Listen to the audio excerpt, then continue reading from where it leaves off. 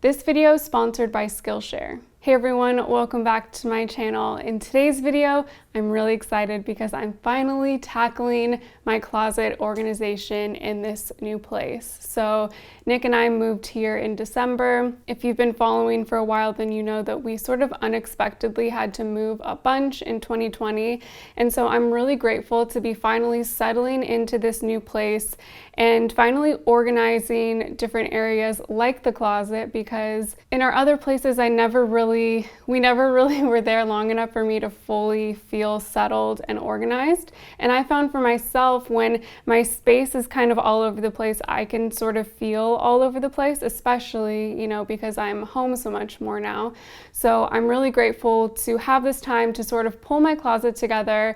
If I were following the YouTube algorithms like terms, I would title this like Extreme Marie Kondo Closet Declutter. But in reality, I'm just really taking like about an hour to go through my pieces and really mindfully decide, what I'm going to keep, what needs to be mended or altered, and, what I can pass on to someone else. So if you're interested in that and maybe would like some organization inspiration, stay tuned. So this is my closet. It's great. The really cool thing about this house is that both bedrooms have these huge wardrobes that are built into one side of each wall. They're basically a full wall long. The first thing that I'm going to do in this little closet declutter refresh situation, and the first thing that I'd recommend that you do also if you're following along at home, is to assess what's working and what isn't. So first off, we'll start with this shoe rack. I love this hanging shoe rack. This little organization system keeps me from overbuying. One, because I can see everything I have, so I'm not tempted to buy something that I already have something similar of.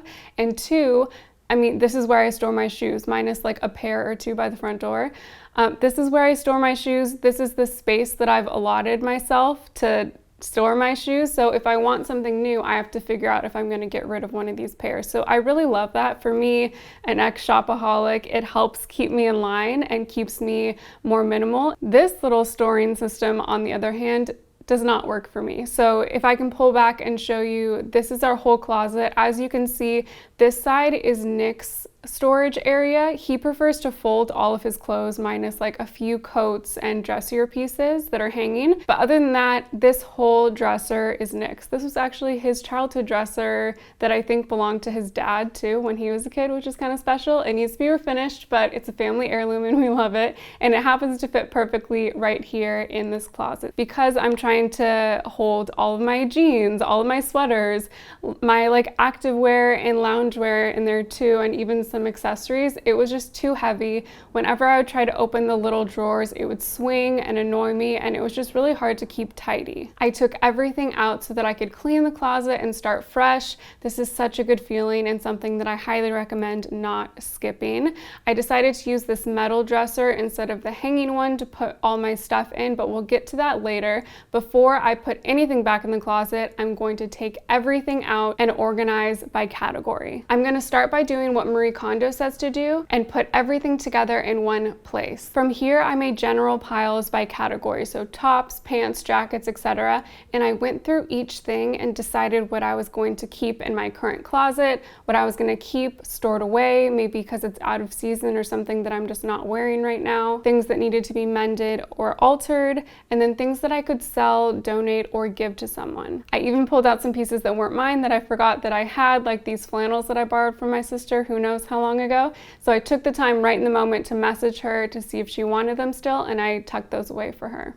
Throughout this process, I made sure to touch each piece and ask myself, do I love it? Have I worn it in a year? Does it need to be cleaned or mended before I put it back in my closet or store it away for next season? And if I was having trouble or mixed feelings about a piece, I would think, could someone else get more use out of the piece than I am just having it packed away under my bed? If I saw this in a store today, would I buy it? What would my feelings be around it in this moment? Do Do I have feelings of guilt associated with this item? And if so, why is that? Letting go of guilty clutter was such a huge weight off my shoulders when I first started minimizing years ago. So I want to encourage you to let go of things that aren't serving you too if you're in that same position. I realized that I had so much clutter around me that I was just holding on to because I felt guilty about getting rid of it. So that guilty clutter is just really something that was weighing me down. And if you deal with that too, it's something that's weighing you down, whether you realize it in the moment or not. You're worth so much more than that, and you're worth more than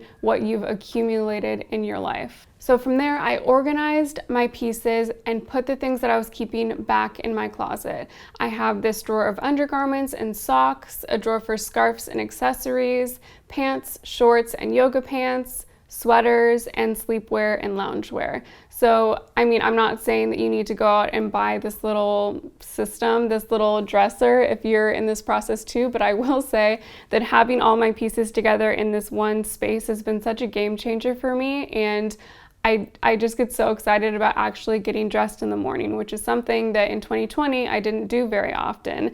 I looked back at my channel last week and realized that I did like one fashion video in the whole year, and I feel like that's relatable, right? But I'm hoping to do more fashion related videos in 2021, maybe some capsule wardrobe content. But anyway, having everything together like this really entices me to get dressed in the morning, even if I'm just working from home. And it's been so amazing. And like my shoe storage system that I mentioned at the beginning of the video, these are pretty small drawers, and so for me it's great because I have the room that I need for the things that I have, but if I'm going to bring something new into my wardrobe, I have to figure out if I'm going to get rid of something that I already have, because I don't want these drawers to be stuffed to the brim so that I can't open them. And I feel like that's just a really great way for me to keep on the like minimalist lifestyle. And I say minimalist always sort of like in air quotes, because I know my version of minimalism might not be the same as yours, and that's okay. We're all different, our lives are all different, but even following some of the baseline ideas of minimalism has helped me so much, and so that's why I always share that, but sort of always in air quotes. Outside of the closet space itself, I do have this under bed storage. So this bed has 4 drawers, 2 of them are mine and 2 of them are Nick's. The other one is actually pretty empty, my top drawer. But this bottom drawer, as you can see, is pretty full. And this is where I keep all of my out of season clothing. And it's also where I keep my like sentimental pieces. I have some of my mom's clothing in here, some skirts that I wore a lot around the time, you know, I got married and engaged and married. And they're just pieces that I don't want to part with, and that's fine because I have the space to store them. I have my hanging stuff here. I love that there's empty space at the bottom. That's something that I haven't had in a closet in a very long time. Those could be steamed, but we'll get to that later. I have my jackets here. I sort of go by color. I'm not a stickler with it though. I love this here because before, if you remember, I had some of my makeup down here and I just didn't have a nice place to put my makeup and my skincare that I use every day. So I have, you know, like my Meow Meow Tweet deodorant, powder, just random stuff. These are all little special containers and I love that I get to see them every day. This little soap dish was my mom's. My little brother made me this little box when he was in woodshop in high school. So it's just like fun stuff that I get to appreciate every day. I'm not going to go totally into these, but I love that I was able to find just like random little containers that I've had around the house to organize the things that I need organized. So this is like my accessories drawer. The one thing that I'll say is that I want to find something that I can put my jewelry in. I didn't think that until just now because I have my jewelry under the bed still. I'll figure that out and maybe I'll show it on Instagram. I mean, this just makes me so happy. I have all of my pants. I just recently got these 3 pair of pants hemmed and tailored, and I just feel like a brand new woman in 2021. I have my yoga pants back here, my shorts, and again, you know, other pants. My sweaters are here.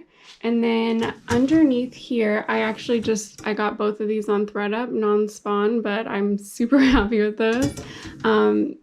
Under here, I have more sweaters, but this is like my very loungewear, like sleeping, like sloth mode drawer, you know? Like I have some cute loungewear, like these shorts. These are from outer known, and they go with this sweater that I have hanging up because I wear it a lot, just like when I'm going out. Not that I go out, but you know what I mean.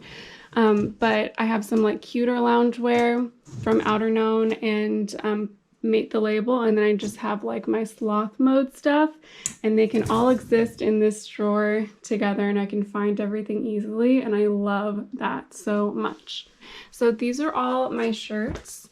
Some of them are actually knits that I'm holding on here, down here too, like some of the band shirts, and I just like to have some that I'm saving and switching out, you know, so that none of them get too worn too fast. Some of them are more of like my spring tops, like these 3 or 4 right here. I have a pair of shorts and 1 pair of pants.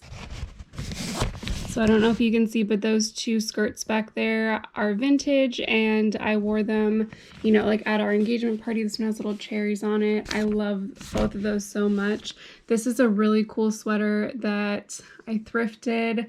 I don't wear it all the time, but I am keeping it forever because when I do wear it, it's just so cool. But it doesn't hang very well, and it's kind of big to fit in my, you know, drawers over here. So I'm totally fine holding it here.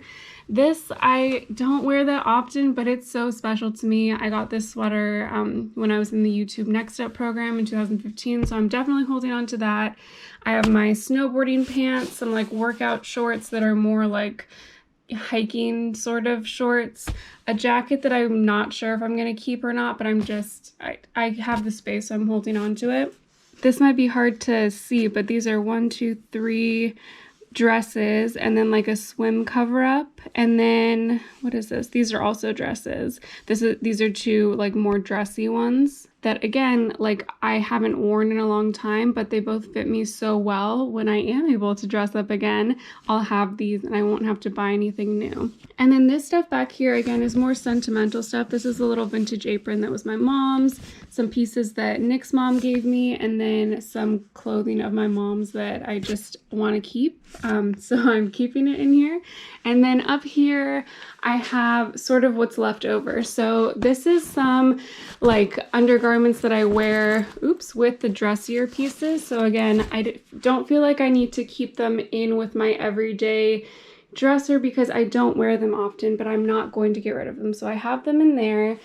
This has all of our cold weather stuff, like our big thick socks for snowboarding and stuff like that. So hopefully that'll fit in here too. My beanie, that'll just fit right there. Okay, so this is what I have left over. I have some pieces that I'm going to just sell locally because I know it'll be easier. And then 1 or 2 pieces. This is a really cute top that maybe one of you would like to buy from my Poshmark shop. So we'll see what ends up getting put on there. I have this set aside because I need to figure out how to get these stains out. I really like this shirt. It definitely is more of a spring summer piece for me. It's like a very gauzy, loose top, really cute bathing suit cover up, or just like worn with jeans, but it has some stains that I haven't been able to get out. So I have that here. And then speaking of stains, I really love this shirt, but it has this weird stain that I've never been able to figure out what it is, and nothing gets it out. So this shirt is getting turned into a kitchen rag. That's all the things that I'm getting rid of other than this bag. So this bag has pieces that I'm not getting rid of. I just got this sweater from Rudy Jude and I love it, but I need to tailor it a little bit. So this has some pants of Nick's that are getting hemmed and a few things of mine that I'd like to get tailored. And then that's everything. I feel so amazing. It's been so long since I've had just like a space that I feel is put together and calm and organized. I also sort of put my bags up there. So there you have it, my updated closet video. I could not be happier with the space that I've created here, and I'm just so grateful. So thanks for watching. A quick thank you to Skillshare for sponsoring another video here on my channel. I'm so grateful for Skillshare's online learning platform because I've been able to explore their large library of classes, learn new things, and deepen my creativity. One of my favorite illustrators has 2 painting classes on Skillshare, and I'm taking one of her classes right now on painting flowers. I'm not an illustrator by any means, but she makes the process really easy and approachable, which I appreciate. I'm discovering that I can relax and enjoy the process even if I'm not an expert, and so can you. Skillshare offers thousands of ad-free classes for less than $10 a month with an annual membership, and the first 1,000 of my subscribers to click the link in my description will get a free trial of Skillshare's premium membership so you too can explore your creativity.